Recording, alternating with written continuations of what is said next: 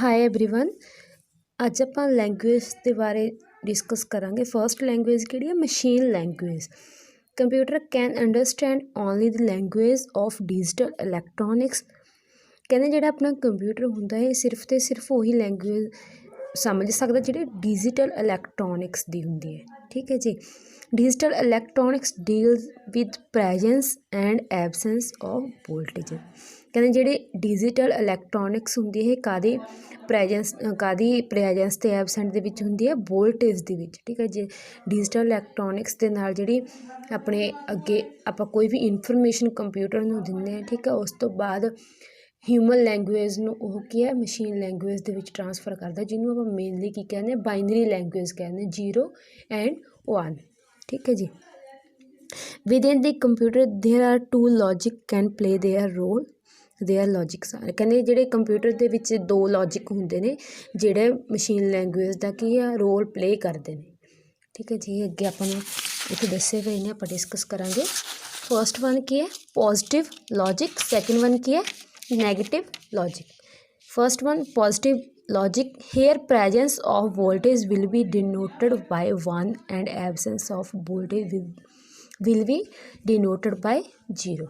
कहते जेकर अपनी वोल्टेज की प्रैजेंस होंगी है तो उदों की आप इनू 1 नाल डिनोट करते हैं। ठीक है। जेकर वोल्टेज की एबसेंस होगी तो उदों आप इनू 0 नाल डिनोट करते हैं। अपना की है ये पॉजिटिव लॉजिक हो गया। नैगेटिव लॉजिक क्योंकि here presence of volt will be denoted by 0 and absence of voltage will be denoted by 1। ये की हुंदा अपने पॉजिटिव लॉजिक का उल्टा हुंदा जिहड़ा अपना नैगेटिव लॉजिक हुंदा। इहदे विच की हुंदा कि जेकर अपनी वोल्टेज की प्रेजेंस होगी तो आपां की उहनूं 0 नाल डिनोट करांगे।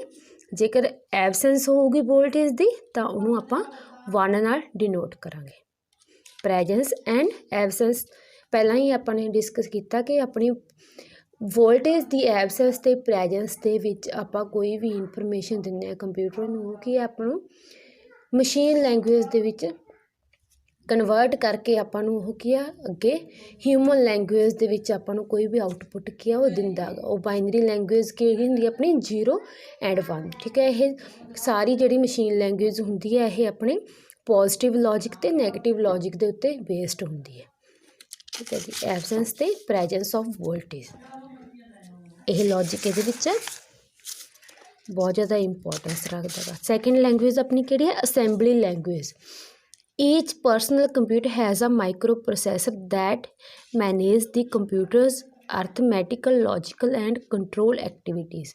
कहते जिहड़ा पर्सनल कंप्यूटर हुंदा उहदे कोल एक अपना पर्सनल माइक्रो प्रोसैसर हुंदा जिहड़ियां कि कंप्यूटर की अर्थमैटिकल लॉजिकल ते जिहड़ियां कंट्रोल एक्टिविटीज़ हुंदियां ने उन्हां नूं की ओह मैनेज करके रखदा है जिहड़ा माइक्रो प्रोसैसर हुंदा। Each family of processors has its own set of instructions for handling various operations. ठीक है। कहते जिहड़ा अपना प्रोसैसर हुंदा ਉਹਦੇ ਕੋਲ ਕੀ ਹੁੰਦਾ ਉਹ ਸੈੱਟ ਆਫ ਇੰਸਟਰਕਸ਼ਨਸ ਹੁੰਦੀਆਂ ਨੇ ਆਪਣੀ ਆਪਣੀ ਜਿਹੜੇ ਕੀ ਹੈਂਡਲ ਕਰਨ ਦੇ ਲਈ ਆਪਾਂ ਯੂਜ਼ ਕਰਦੇ ਹਾਂ ਵੇਰੀਅਸ ਆਪਰੇਸ਼ਨਸ ਹੁੰਦੇ ਨੇ। ਜਿੱਦਾਂ ਕੋਈ ਆਪਾਂ ਕੋਈ ਉਹਨੂੰ ਆਪਾਂ ਲਾ ਲਈਏ ਵੀ मतलब बहुत ज़्यादा डिफिकल्ट प्रॉब्लम आ रही है अपन उन्होंने सॉल्व करने के लिए आप जिहड़ियां इंस्ट्रक्शनस दिंदे हैं। ठीक है। उन्होंने की है ये सारियां सैट ऑफ इंस्ट्रक्शनस दे नाल की अपन एक ईजी है जिहड़ी वो आउटपुट अपन दिंदा है। ठीक है जी। जिद्दां such as getting input from keyboard, displaying information on screen and performing various other jobs. किद्दां इनपुट फ्रॉम द कीबोर्ड तो इनफॉर्मेशन देने के लिए कोई इनपुट देने के लिए। ठीक है। डिस्प्लेइंग इनफॉर्मेशन ऑन स्क्रीन जिहड़ी स्क्रीन आ उहदे उत्ते इनफॉर्मेशन डिस्प्ले कराउण दे लई। ठीक है। And performing various other jobs. ठीक है। कोई होर किसी भी तरह की जिहड़ी आउटपुट वो लैण दे लई आपां की यूज़ करते हैं सैट ऑफ इंस्ट्रक्शनस हुंदियां ने। ठीक है। उहदी हैल्प दे नाल की आपां नूं एक वधिया आउटपुट मिलती है। These set of instructions are called machine language instructions. जिहड़ियां ये सैट ऑफ इंस्ट्रक्शनस हुंदे ने इहनूं आपां की कहने हैं machine language instructions.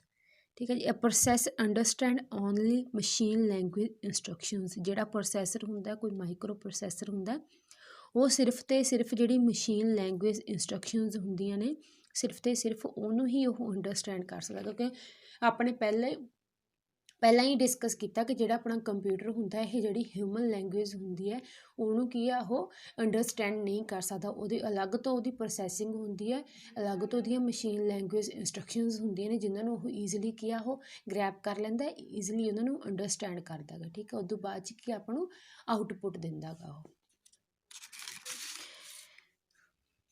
Which are strings of ones and zeros, ਜਿੱਦਾਂ ਪਹਿਲਾਂ ਹੀ ਤੁਹਾਨੂੰ ਦੱਸਿਆ ਕਿ ਉਹ ਬਾਈਨਰੀ ਨੰਬਰ ਹੁੰਦੇ ਨੇ 1 ਐਂਡ 0। ਠੀਕ ਹੈ, ਜਿਹੜੀਆਂ ਆਪਣੀ ਮਸ਼ੀਨ ਲੈਂਗੁਏਜ ਇੰਸਟਰਕਸ਼ਨਸ ਹੁੰਦੀਆਂ ਨੇ ਉਹਨੂੰ ਕਾਹਦੇ ਨਾਲ ਡਿਨੋਟ ਕਰਦੇ ਆਪਾਂ 1 and 0। However machine language is too obscure and complex for using in software development। ਕਹਿੰਦੇ ਜਿਹੜੀ ਮਸ਼ੀਨ ਲੈਂਗੁਏਜ ਹੁੰਦੀ ਹੈ ਬਹੁਤ ਜ਼ਿਆਦਾ ਡਿਫੀਕਲਟ ਹੁੰਦੀ ਹੈ ਅਤੇ ਬਹੁਤ ਜ਼ਿਆਦਾ ਉਲਝੀ ਹੋਈ ਹੁੰਦੀ ਹੈ ਜੇਕਰ ਆਪਾਂ ਇਹਨੂੰ ਕਾਹਦੇ 'ਚ ਸੋਫਟਵੇਅਰ ਡਿਵੈਲਪਮੈਂਟ ਦੇ ਲਈ ਯੂਜ਼ ਕਰਦੇ ਹੈਗੇ। ਠੀਕ ਹੈ, ਕਿਉਂਕਿ ਹਿਊਮਨ ਬੀਇੰਗ ਹੋਊਗਾ ਉਹ ਮਸ਼ੀਨ ਲੈਂਗੁਏਜ ਨੂੰ ਅੰਡਰਸਟੈਂਡ ਨਹੀਂ ਕਰ ਸਕਦਾ। ਉਹ ਸਿਰਫ ਜਿੱਦਾਂ ਆਪਣੀ ਹਿਊਮਨ ਲੈਂਗੁਏਜ ਹੁੰਦੀ ਹੈ ਸਿਰਫ ਤੇ ਸਿਰਫ ਉਹਨੂੰ ਹੀ ਉਹ ਅੰਡਰਸਟੈਂਡ ਕਰੂਗਾ। ਅਦਰਵਾਈਜ਼ ਜਿਹੜੀ ਕੰਪਿਊਟਰ ਦੀ ਆਪਣੀ ਲੈਂਗੁਏਜ ਹੁੰਦੀ ਜਿਵੇਂ ਬਾਈਨਰੀ ਨੰਬਰ ਹੋ ਗਏ, ਠੀਕ ਹੈ, ਉਹਨੂੰ ਆਪਾਂ ਨਹੀਂ ਅੰਡਰਸਟੈਂਡ ਕਰ ਸਕਦੇ ਕਿ ਆਪਣੇ ਕੋਲ ਕੀ ਡਿਸਪਲੇ ਹੋ ਰਿਹਾ ਹੈਗਾ। ਜਿਹੜੀ ਆਪਾਂ ਇਨਫੋਰਮੇਸ਼ਨ ਲੈਣੀ ਚਾਹੁੰਦੇ ਹਾਂ ਉਹ ਆਪਾਂ ਨੂੰ ਮਤਲਬ ਕਿ ਉਸ ਤਰੀਕੇ ਨਾਲ ਆਪਾਂ ਉਹਨੂੰ ਨਹੀਂ ਲੈ ਸਕਾਂਗੇ। ਠੀਕ ਹੈ, ਸਿਰਫ ਤੇ ਸਿਰਫ ਆਪਾਂ ਹਿਊਮਨ ਲੈਂਗੁਏਜ ਨੂੰ ਹੀ ਅੰਡਰਸਟੈਂਡ ਕਰ ਸਕਦੇ ਹਾਂ। ਇਸ ਲਈ ਆਪਣੇ ਕੋਲ ਕੰਪਿਊਟਰ 'ਤੇ ਜਿਹੜੀ ਇਨਫੋਰਮੇਸ਼ਨ ਡਿਸਪਲੇ ਹੁੰਦੀ ਆ ਉਹ ਹਿਊਮਨ ਲੈਂਗੁਏਜ ਦੀ ਫੋਰਮ 'ਚ ਹੀ ਆਪਾਂ ਨੂੰ ਡਿਸਪਲੇ ਹੁੰਦੀ ਹੈ। ਇਸ ਲਈ ਜਿਹੜੇ ਆਪਾਂ ਸੋਫਟਵੇਅਰ ਡਿਵੈਲਪ ਕਰਨ ਦੇ ਲਈ ਆਪਾਂ ਮਸ਼ੀਨ ਲੈਂਗੁਏਜ ਜਦੋਂ ਯੂਜ਼ ਕਰਦੇ ਹਾਂ ਤਾਂ ਆਪਣੇ ਲਈ ਉਹ ਈਜ਼ੀ ਨਹੀਂ ਹੁੰਦੀ, ਬਹੁਤ ਜ਼ਿਆਦਾ ਕੰਪਲੈਕਸ ਹੁੰਦੀ ਆਪਣੇ ਲਈ ਅੰਡਰਸਟੈਂਡ ਕਰਨੀ। So the low level assembly language designed for a specific family of processor। ਇਸ ਲਈ ਜਿਹੜੀ ਆਪਣੀ low level assembly language ਆ ਉਹ ਡਿਜ਼ਾਈਨ ਕੀਤੀ ਗਈ ਹੈ ਕਿਸੇ ਸਪੈਸੀਫਿਕ ਫੈਮਿਲੀ ਆਫ ਪ੍ਰੋਸੈਸਰ ਦੇ ਲਈ that represent various instructions in symbolic code and a more understandable form।